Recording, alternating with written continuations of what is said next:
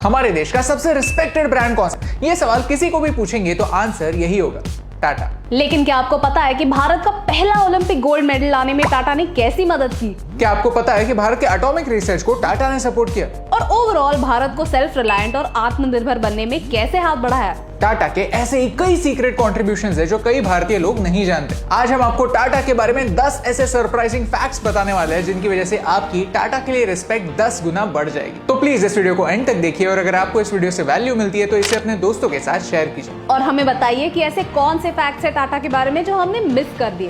आज टाटा 100 से ज्यादा कंपनीज और 100 से ज्यादा देशों में ऑपरेट करता है, आधे मिलियन लोगों को एम्प्लॉयमेंट देता है और 700 मिलियन कस्टमर्स को प्रोडक्ट्स बेचता है। बट डिड यू नो, इतनी बड़ी कंपनी की शुरुआत सिर्फ 21,000 रुपए और एक सपने के साथ हुई थी। सपना काफी सिंपल था, क्यों हम हमेशा मैनचेस्टर के कपड़े खरीदें जबकि हम खुद मैनचेस्टर को कपड़े बेच सकते हैं। इसी आइडिया के साथ जमशेदजी टाटा ने नागपुर में एम्प्रेस मिल्स एस्टैब्लिश की। लेकिन जमशेदजी देसी दिखने वाले अंग्रेज नहीं थे, उनका मोटिव सिर्फ खुद का विकास नहीं, सबका विकास था। इसीलिए खुद के पैसों से उन्होंने जो औरतें मिल में काम करती थी उनके बच्चों के लिए स्कूल्स बनवाए, चाइल्ड केयर सेंटर स्टार्ट करवाए। Jamsetji Tata, he is called the father of Indian industries who taught us the right way of doing business, that is ethically doing business. Did you know, Bharat को Olympics तक पहुंचाने में भी टाटा का हाथ है, but how?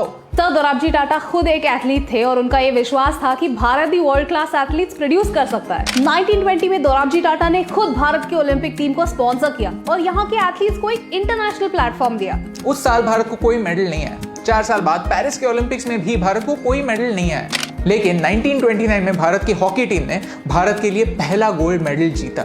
ये पॉसिबल ना होता अगर दोराबजी टाटा ने भारत को ओलंपिक्स तक पहुंचाने का सपना ना देखा होता। तो आज जब कोई ओलंपियन भारत के लिए मेडल लाता है, वी फील प्राउड, और इस सपने को हकीकत में बदलने में टाटा का कंट्रीब्यूशन। दोराबजी टाटा अपनी पत्नी से बहुत ज्यादा प्यार करते थे। उन्होंने वैलेंटाइंस डे पर अपनी वाइफ के लिए एक ऐसा डायमंड खरीदा जो कोहिनूर डायमंड से 2 गुना बड़ा था। पहले वर्ल्ड वॉर के बाद टाटा स्टील कर्जे में थी और ये डेट रीपे करने के लिए उन्हें अपनी पर्सनल ज्वेलरी भी बेचनी पड़ी। तब उनकी वाइफ ने बिना किसी हेजिटेशन के उनकी पूरी ज्वेलरी के साथ साथ इस डायमंड को भी गिरवी रख दिया। Their love story is so amazing that it deserves a video of its own. Unfortunately, उनकी वाइफ कैंसर से चल बसी, लेकिन दोराबजी टाटा ने अपनी वाइफ को याद रखने के लिए एक ऐसा मॉन्यूमेंट बनाया जो आज भी लोगों की सेवा करता है। टाटा मेमोरियल हॉस्पिटल जो आज भी 70% पेशेंट्स की कैंसर ट्रीटमेंट फ्री में करता है। Did you know, भारत के पहले लाइसेंस पायलट और कोई नहीं, JRD टाटा थे। 1932 में टाटा एयरलाइन शुरू हुई और इस एयरलाइन की पहली कमर्शियल फ्लाइट कराची से मुंबई लेकर आने वाले और कोई नहीं, JRD टाटा थे। भारत आजादी से पहले ही एक ऐसा देश बन चुका था जो अपनी खुद की एयरलाइन ऑपरेट कर सकता था। 1946 में टाटा एयरलाइंस का नाम चेंज करके एयर इंडिया हो गया और 2 सालों में एयर इंडिया इंटरनेशनल भी शुरू हुआ।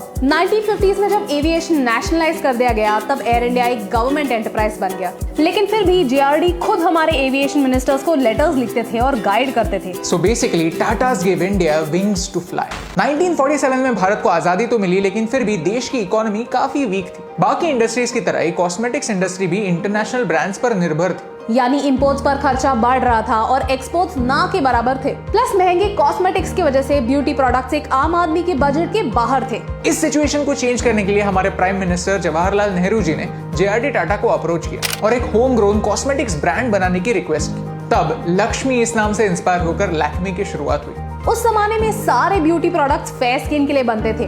Lakme was one of the few companies to make products for Indian skin tones. और इस इनविजिबल रेवोल्यूशन में टाटा का हाथ। अगले 5 फैक्ट्स जानने से पहले we want to tell you about the sponsor of today's video, smallcase. ये स्मॉल केस क्या है? Smallcase is a basket of stocks और ETFs based on a theme और एन आइडिया। एक स्मॉल केस में कोई random stocks नहीं होते, बल्कि एक थीम या एक आइडिया से जुड़े हुए स्टॉक्स हो सकते हैं जिन्हें एज एन इन्वेस्टर आप एक सिंगल क्लिक में खरीद सकते हैं। ये स्मॉल केसेस भारत के SEBI registered finance experts handle करते हैं। हाउस ऑफ टाटा ऐसा ही एक स्मॉल केस है जो टाटा के अलग अलग कंपनीज में इन्वेस्ट करता है, यानी आप सिर्फ एक क्लिक में अलग अलग कंपनीज में इन्वेस्ट कर सकते हैं। एक स्मॉल केस में इन्वेस्ट करने से पहले आप उसमें कौन से स्टॉक्स है और उनकी क्या वेटेज है ये देख सकते हैं, और आप ये चेंज भी कर सकते हैं। तो आप डिसाइड करते हैं कि किसमें कितना इन्वेस्ट करना है। स्मॉल केस का सबसे बढ़िया फीचर मुझे ये लगता है कि आपको time to time rebalance updates आते रहते हैं, व्हिच मींस कि स्मॉल केस आपको सजेस्ट करता है कि आपके पोर्टफोलियो में कौन से स्टॉक्स रिटेन करने हैं, कौन से बेचने हैं और कौन से खरीदने हैं। So you can also be a part of Tata's legacy by investing in House of Tata Small Case. Link in the description.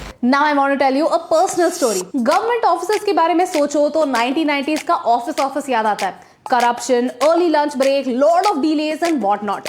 लेकिन जब से TCS ने पासपोर्ट सेवा केंद्र की प्रोसेसिंग को हैंडल करना शुरू किया है, तब से applying for a passport is really an easy task. On an average passport निकलवाना जो 60 दिन लेता था, अब 6 दिन लेता है, thanks to the customer first attitude. मैंने 2016 में अपना पासपोर्ट रिन्यू किया और जिस दिन मेरा इंटरव्यू था उसके लिटरली 2 दिन बाद पासपोर्ट मेरे हाथ में था। और पासपोर्ट सेवा केंद्र में भी सब कुछ बहुत ऑर्गेनाइज था। एप्लीकेशन प्रोसेसिंग, फोटोग्राफ, ये काम TCS ने किया और जो एक्चुअल इंटरव्यू होता है वो गवर्नमेंट ऑफिशियल्स ने किया। It is proof of how combining the private sector with essential services can transform things for the common people. Bombay stock exchange यानी BSE दुनिया की फास्टेस्ट स्टॉक एक्सचेंज है। यहाँ हर सेकंड 5 लाख से ज्यादा ऑर्डर्स एग्जीक्यूट होते हैं। वैसे ही नेशनल स्टॉक एक्सचेंज दुनिया की टॉप 3 स्टॉक एक्सचेंजेस में से एक है। भारत के इन दोनों स्टॉक एक्सचेंजेस में कॉमन क्या है पता?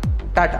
TCS ने वो सॉफ्टवेयर बनाया है जो इतने बड़े लेवल पर ट्रांजैक्शंस को पॉसिबल बनाता है। TCS भारत की नंबर 1 IT सर्विस तो है ही साथ इस साल UK की नंबर 1 सॉफ्टवेयर और IT सर्विस कंपनी भी बन चुकी है। और टाटा कंपनी की आदत सी है UK में कारनामे करने की। साल 2000 में जैसे ही सेंचुरी बदली, सिचुएशन भी बदली। फरवरी के महीने में BBC ने एक इंटरेस्टिंग आर्टिकल लिखा जिसकी हेडलाइन हर इंडियन की शान है, Tetley backed by India's Tata. जब टाटा ने टेटली को अक्वायर किया तब वो किसी भी इंडियन कंपनी ने किसी फॉरेन कंपनी का किया हुआ सबसे बड़ा एक्विजिशन था।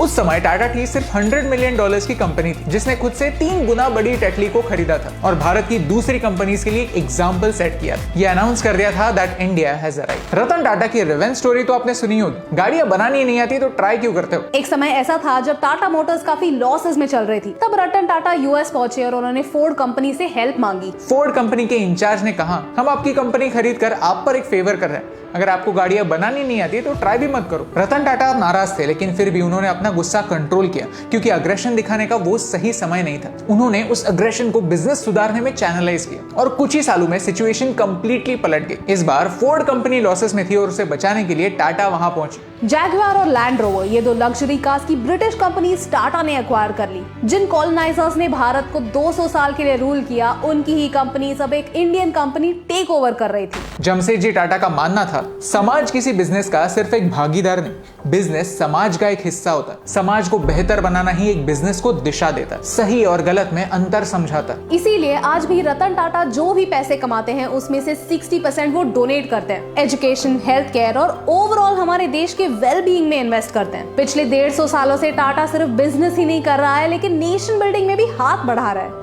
And this reflects in the respect people have for this brand as well. कहते हैं भारत में ऐसा एक भी इंसान नहीं होगा जिसने अपनी पूरी जिंदगी में टाटा का कोई प्रोडक्ट यूज ही नहीं किया होगा और ये सच है। फोन को चार्ज करने वाली इलेक्ट्रिसिटी से लेकर दिमाग को चार्ज करने वाली चाय तक, हॉस्पिटैलिटी से लेकर मिलिट्री तक, टाटा के अलग अलग एरियाज में कंट्रीब्यूशन है। अगर आपको इस वीडियो से वैल्यू मिली तो इसे अपने दोस्तों के साथ शेयर कीजिए, एक कॉन्वर्सेशन स्टार्ट कीजिए क्योंकि हमें आजादी 1947 में मिली, लेकिन क्या आजादी एक स्विच है जो फ्लिप किया और चीजें बदल गई? नहीं, आजादी एक प्रोसेस है जिसमें हम सबका एक कंट्रीब्यूशन। टाटास ने अपनी स्ट्रेंथ को भारत की स्ट्रेंथ बनाया और पूरी दुनिया में खुद के साथ साथ भारत का भी नाम रोशन किया और हमारे देश के इस पिलर ऑफ स्ट्रेंथ की कहानी आप तक पहुंचाने से मुझे फर्क पड़ता है।